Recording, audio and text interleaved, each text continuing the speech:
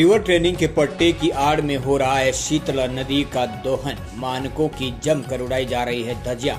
विकासनगर तहसील क्षेत्र अंतर्गत जसवाला शीतला नदी में एक रिवर ट्रेनिंग के नाम पर खनन का पट्टा आवंटित है।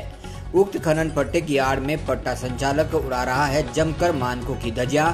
न कोई सीमा न सीमांकन, बस हो रहा है जेसीबी मशीनों से खनन।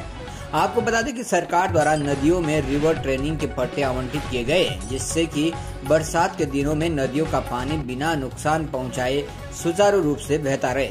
ऐसा ही एक रिवर ट्रेनिंग का खनन पट्टा जसवाला शीतल नदी में आवंटित हुआ है, जिसकी आड़ में पट्टा संचालक ने शीतला नदी में तीन जेसीबी मशीन उतारकर दिन के उजाले में ही बेखौफ खनन कार्य कर रहा है।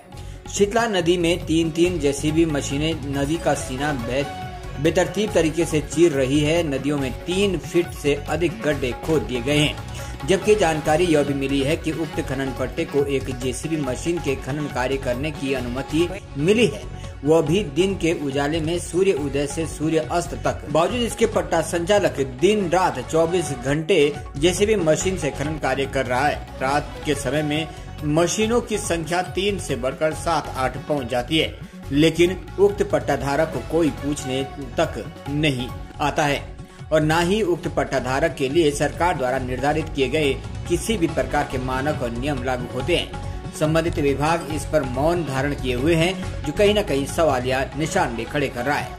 जब जिला खनन अधिकारी नवीन सिंह जी से इस बाबत जानकारी प्राप्त करने के लिए उक्त पट्टाधारक पर सरकार से कि कौन से नियम लागू होते हैं और कौन से नहीं, कई बार उनके भीतर पर फोन किए गए, तो उक्त अधिकारी के द्वारा कई बार फोन करने पर भी एक बार भी फोन उठाने की जहमत नहीं समझी गई। हो सकता है शायद जिला खनन अधिकारी महोदय की मिली भगत से ही उनके संरक्षण में सरकार को करोड़ों रुपए की राजस्व का नुकसान पहुंचाकर इस कार्य को अंजाम दिया जा रहा हो, तभी तो पट्टा संचालक के हौसले इतने बुलंद है। पचहदून से ब्यूरो रिपोर्ट, डीसीपी न्यूज,